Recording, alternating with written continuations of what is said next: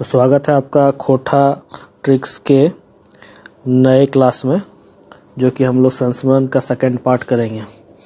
अभी तक हमने संस्मरण का पहला पार्ट कर लिया था, जिसमें कि आप लोग को छोटा एक नंबर का जो डायरेक्ट क्वेश्चन आ जाता है उसके बारे में आप लोग को बताया गया है। अब हम लोग संस्मरण का ही सेकंड पार्ट करेंगे। संस्मरण का ही हम लोग सेकंड पार्ट करेंगे। जितना भी संस्मरण है उसमें हम लोग पढ़ेंगे, ताकि उससे भी कोई क्वेश्चन अगर जो छूट ना जाए, ठीक है, उसके बारे में हम लोग करेंगे। तो पहला हम लोग शुरुआत करते हैं। पहला जो है वो है बोरवा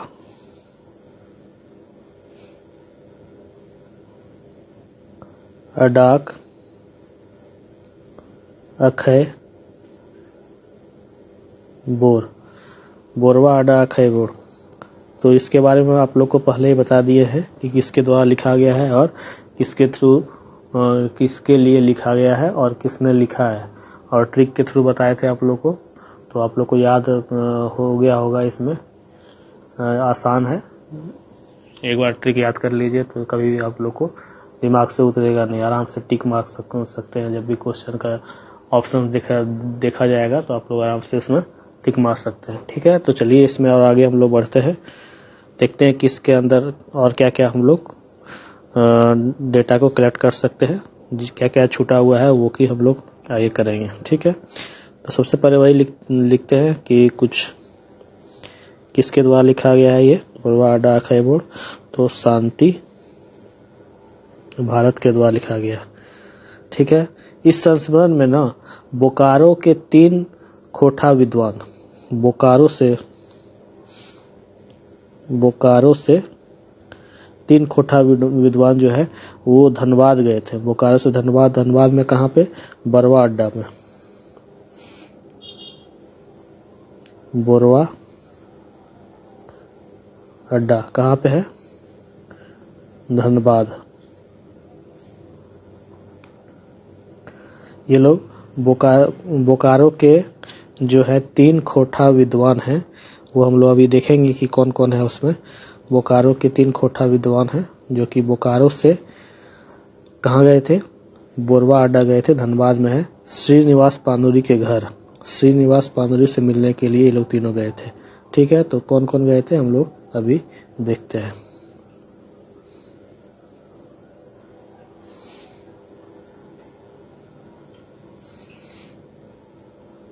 तो सबसे पहला है शांति भारत, जिन्होंने लिखा है। फिर बंसीलाल बंसी,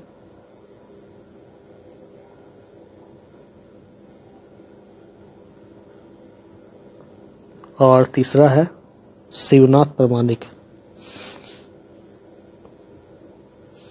शिवनाथ प्रमाणिक, ये तीनों बोकारो से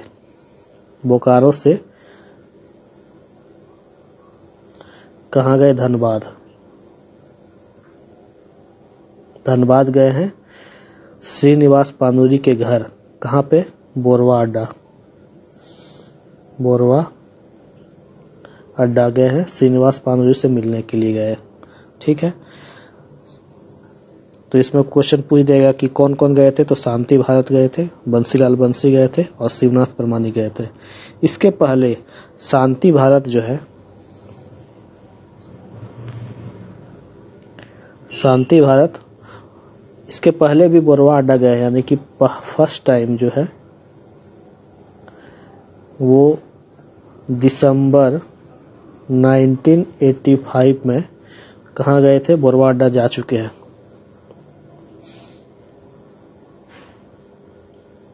तो क्वेश्चन पूछ देगा कि ये तीनों से पहले, यानी कि शांति भारत जो इसके लेखक है, वो फर्स्ट टाइम बोरवा अड्डा कब गए थे? तो दिसंबर 1985 में गए थे। तो ये याद रखने की जरूरत है, कब गए थे? दिसंबर 1985 में। अब ये तीनों जो है, शिवनाथ प्रमाणिक, बंसीलाल बंसी और शांति भारत, ये तीनों अपने साथ में जो इससे मिलने गए थे, श्रीनिवास पानुरी से मिलने गए थे, वो क्या चीज लेके गए थे? तो ये क्वेश्चन पूछ देगा। तो रूसल पुटूस का पांडुलिपि।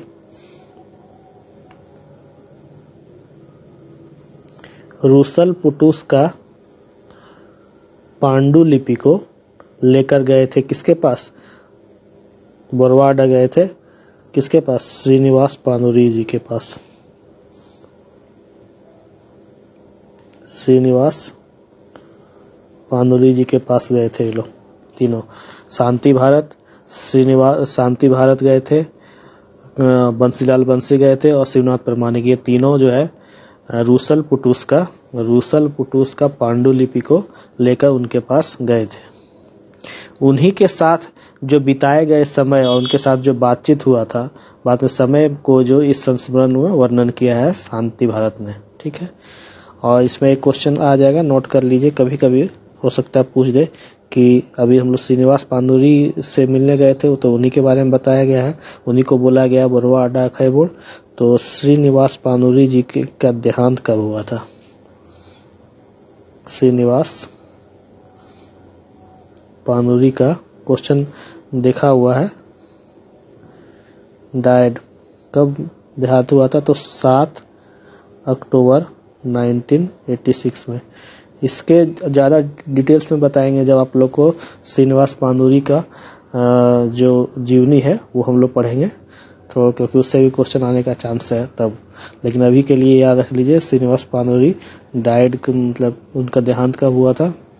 तो 7 अक्टूबर 1986 को। तो ये इम्पोर्टेंट क्वेश्चन हो जाता है, ठीक है, इसके लिए। अब आगे देखते हैं हम लोग। उड़ गई फुलवा रह गई बांस। उड़ गेलक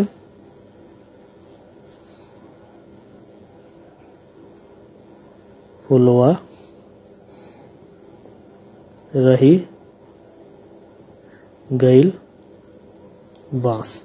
ठीक है, तो ये किसने लिखा है? इनके जो लेखक है वो है गोविंद महतो जंगली। गोविंद महतो, लेखक कौन है? गोविंद महतो जंगली। लेखक का नाम है गोविंद महतो जंगली। और किसके लिए लिखा गया है? तो फॉर राधा कृष्ण के लिए। आप लोग को पहले बताया गया है, राधा कृष्ण के लिए ट्रिक के हिसाब से आप लोग को बताया गया था। ठीक है, अब आगे देखते हैं। तो राधा कृष्ण के लिए लिखा गया, तो राधा कृष्ण के बारे में हम लोग जानते हैं।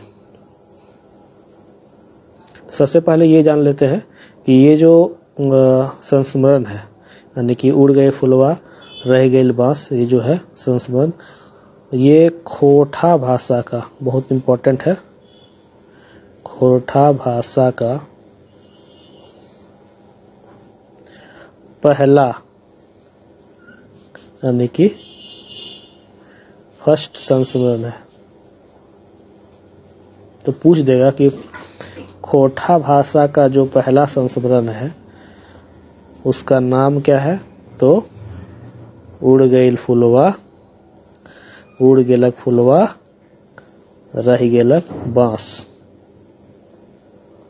फुलवा रह गईल बांस। तो खोटा भाषा का जो पहला संस्मरण है, खोटा भाषा का फर्स्ट संस्मरण, उसका नाम क्या है? उड़ गई फुलवा रह गईल बांस।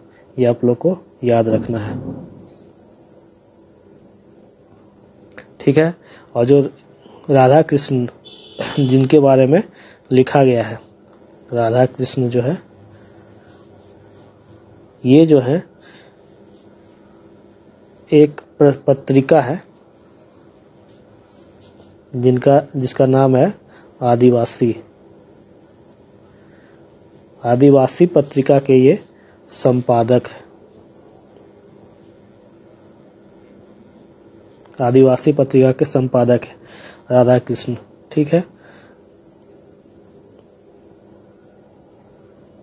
यहां तक समझ में आ गया होगा।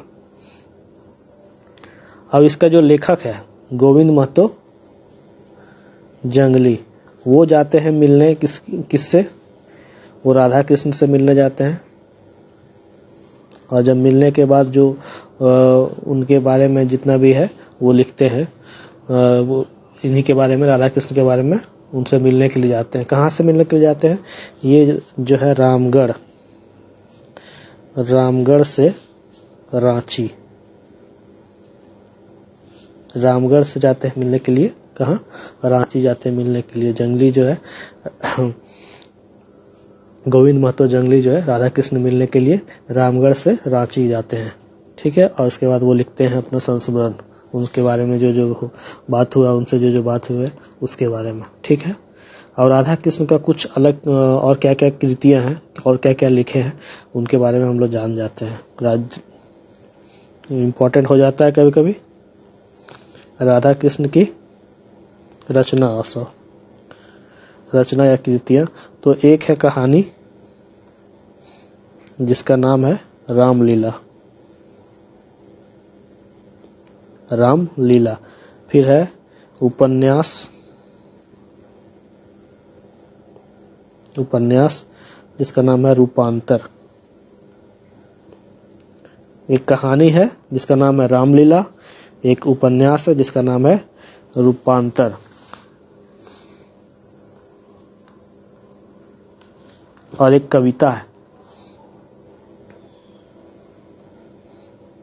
कविता जिसका नाम है मेरा यही है कलाम। ठीक है, मेरा यही है कलाम जो है कविता है, और ये कविता आदिवासी पत्रिका में भी छपा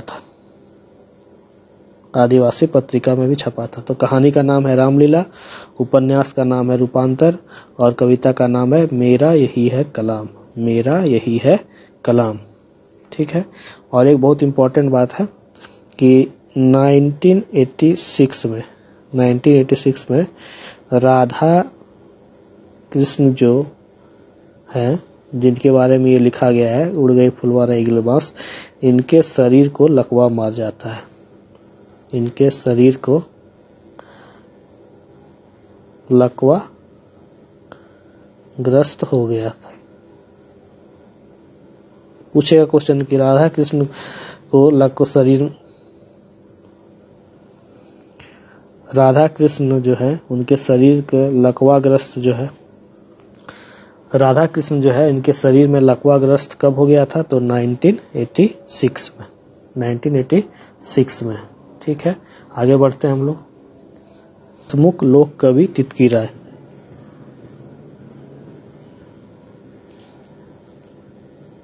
हसमुख लोक कवि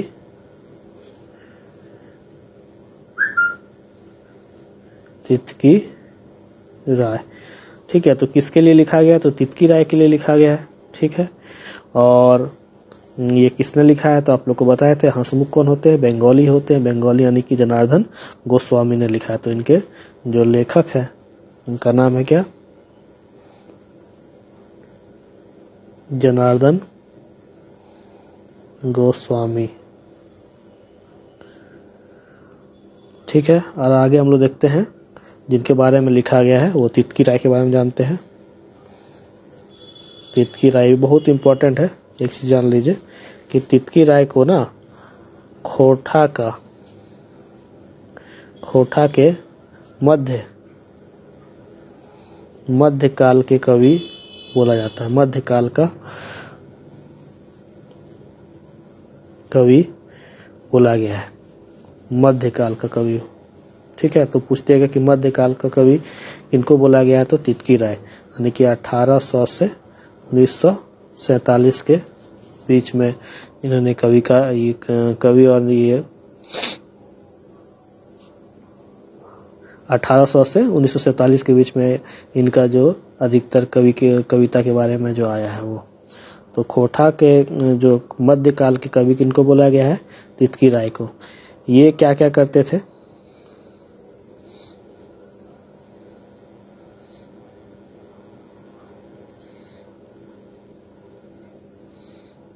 ठीक है, ये क्या क्या रह चुके हैं? ये कवि भी रह चुके हैं, ये गीतकार और नृत्य का भी विद्या इनको प्राप्त है। ये कवि भी हैं, गीतकार भी हैं और नृत्य का भी इनको विद्या है इनको, तितकी राय को। ठीक है, हम आगे देखते हैं। चौथा नंबर में जो है वो है मने परे से आवल अधपूर्वा जत्रा। मने परे से आवल खेड़ा का अधपूर्वा जत्रा।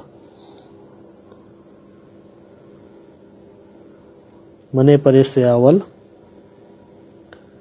खेड़ाक अध पूर्वा जात्रा बताए थे। मने पड़े से आवे खेड़ाक अध पूर्वा जात्रा किसने लिखा है? पंचम महतो ने। पंचम महतो ने। ठीक है, तो इसमें क्यों लिखा है? तो पंचम महतो जी अपनी यात्रा अधूरी छोड़कर उस यात्री की काफी मदद करते हैं जिनको क्या होता है, अचानक से लकवा मार जाता है। पंचम महतो जब एक बार रेल की यात्रा, रेल से ये जान जाइए कि पूछेगा कि किससे यात्रा कर रहे थे, तो रेल यानी कि ट्रेन से यात्रा कर रहे थे तो उसके साथ में बैठे यात्री को अचानक ही लकवा मार जाता है, जिनके वजह से ये क्या करता है, यात्रा को अधूरे में छोड़ के उसकी सहायता करने के लिए जाते हैं। ठीक है, तो ट्रेन से यात्रा हो रही है। क्वेश्चन पूछ देगा कि किससे ट्रेन यात्रा हो रही है, तो ट्रेन से यात्रा हो रही है। ठीक है,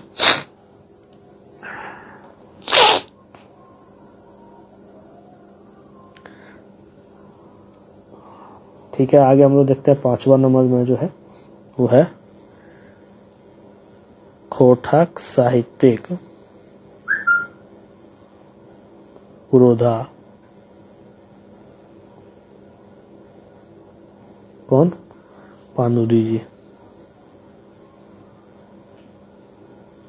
तो किसके लिए लिखा गया है? तो श्रीनिवास पानुरी जी के लिए लिखा गया है। किसने लिखा है? तो भाई विश्वनाथ दसौंधी राज ने। विश्वनाथ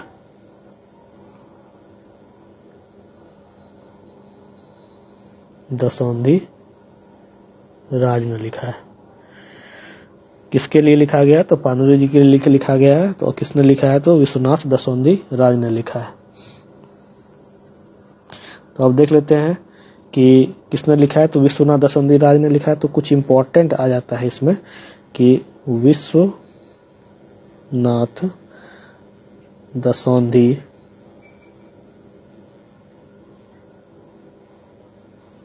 राज का जो कुछ रचना के बारे में देख लेते हैं।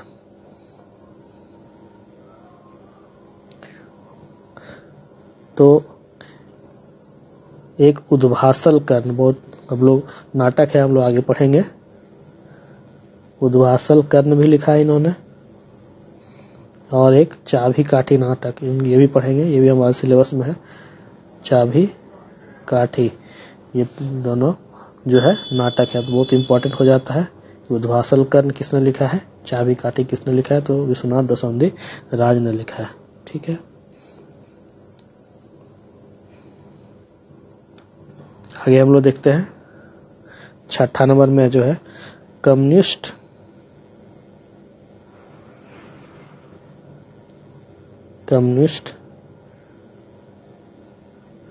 विचार धारक लोग। कौन? पानुरी जी। इसने लिखा है शिवनाथ प्रामाणिक ने। शिवनाथ प्रामाणिक ने लिखा है। ठीक है, और पानुरी जी को जो है ना, यहाँ पे ये खोटा भाषा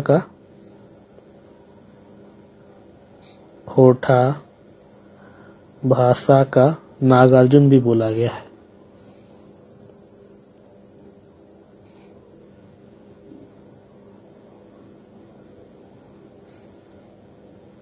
किसने बोला है? तो शिवनाथ प्रामाणिक ने बोला है पानुरी जी को खोटा भाषा का नागार्जुन।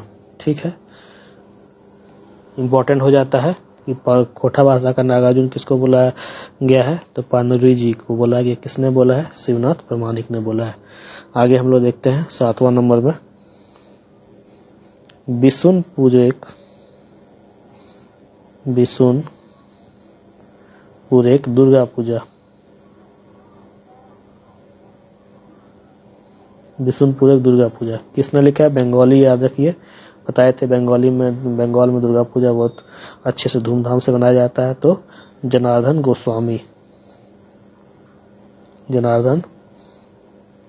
गोस्वामी ने लिखा है। ठीक है। और ये जो बिशुनपुर एक दुर्गा पूजा जो है ना, वो उजड़ल खोंधा संस्मरण का ही एक हिस्सा है।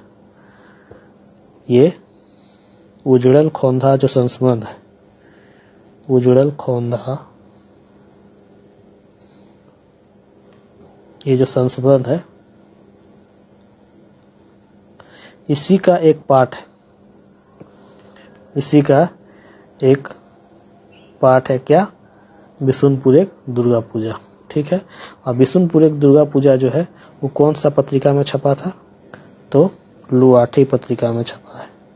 आगे हम लोग बताएंगे आप लोग को कि कैसे जो है बताएंगे कौन कौन सा संस्मरण कौन कौन सा पत्रिका में छपा है। एक एक याद रखने के लिए एक शॉर्ट में बता देंगे, ताकि उसका एक आप लोग नोट्स बना लें और अच्छे से याद रख सकें। ठीक है।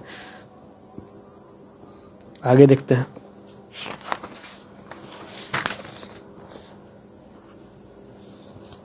जो है उजड़ल खोंदा।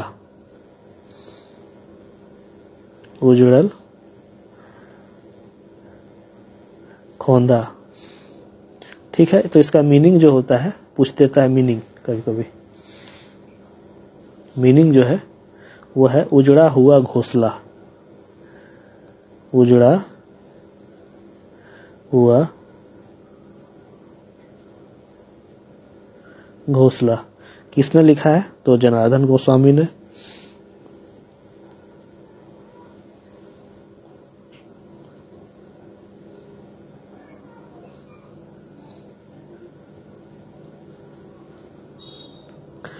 जनार्दन गोस्वामी ने लिखा है। और ये कौन सा पत्रिका में छपा है? तो लुआठी का पत्रिका में छपा है और इसका अंक 18 में छपा है। तो उजड़ल खोंदा का मीनिंग हो जाएगा उजड़ा हुआ घोंसला। किसने लिखा है? जनार्दन गोस्वामी ने लिखा है। किस पत्रिका में छपा है? तो लुआठी पत्रिका के अंक 18 में छपा है। किस चीज के लिए छपा है? किस चीज के लिए इसको लिखा गया है? जो जनार्दन गोस्वामी ने उजड़ा खोंदा संस्मरण जो है किस चीज के बारे में लिखा है? तो औद्योगिकरण के बाद की स्थितियों का वर्णन इसमें किया गया है। औद्योगिकरण जो होता है, औद्योगिकरण जो हुआ है उसके बाद की स्थितियों के बारे में इसका वर्णन किया गया है। कौन सा औद्योगिकरण? तो बोकारो स्टील कारखाना जो बना था, बोकारो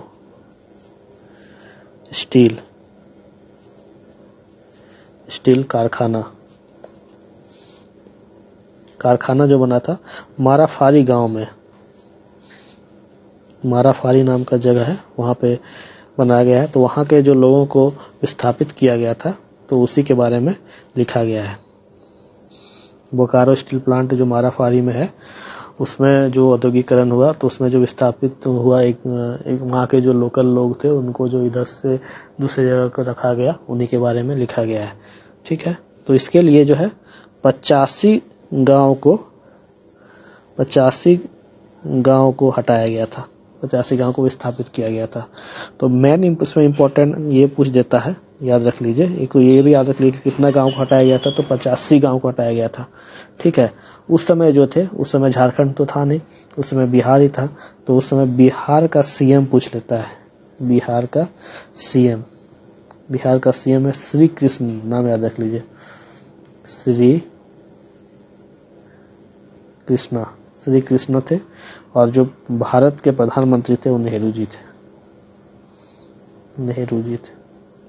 ये इम्पोर्टेंट हो जाता है। श्री कृष्ण बिहार के सीएम और नेहरू जी भारत के प्रधानमंत्री थे। ठीक है।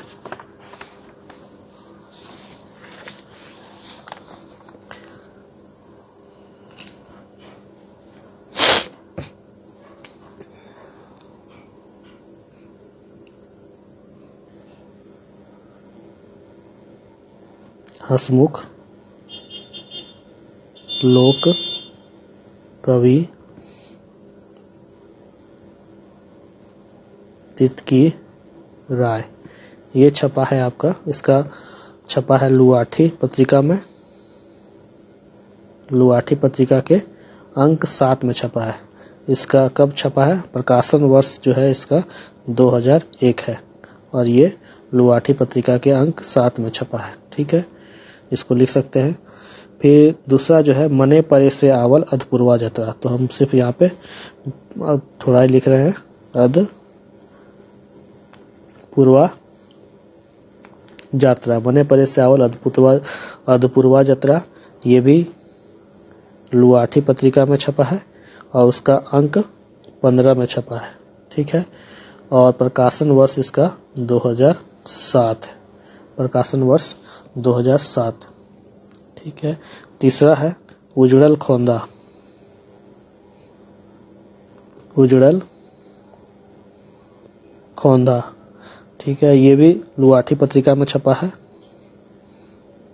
लुआठी पत्रिका के अंक 18 में छपा है और इसका प्रकाशन वर्ष भी 2007 ही है। अब चौथा है खोटा साहित्यिक पुरोधा, पानुरी जी, खोटा साहित्यिक पुरोधा पानुरी जी। ठीक है, ये भी कौन सा है? तो लुआठी पत्रिका में ये भी छपा है, इसका प्रकाशन वर्ष 2002 है, प्रकाशन वर्ष 2002 है, याद रखिए। फिर है कम्युनिस्ट विचारधारा के लोग, पानुरी जी, कम्युनिस्ट विचार धारा के लोग, पानुरी जी, तो ये भी लुआठी पत्रिका में छपा है, लुआठी पत्रिका में छपा है, इसका प्रकाशन वर्ष जो है 2002 है। ठीक है, और इसके बाद बिशुनपुर एक दुर्गा पूजा, बिशुनपुर एक दुर्गा पूजा और उजड़ल खोंदा,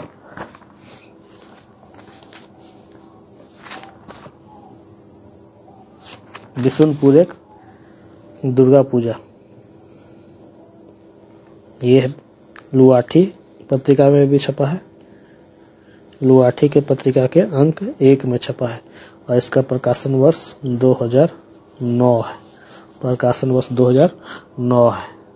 ठीक है, यहीं पे आप लोग का संस्मरण को कंप्लीट किया होता है और इससे क्वेश्चन ज़्यादा तो जितना आएगा उतना मैं आप लोग करा चुका हूँ, बाकी थोड़ा सा आप लोग क्वेश्चन लगा सकते हैं जिसमें कि आप लोग को और डेटा मिल जाएगा। ठीक है, तब तक के लिए धन्यवाद।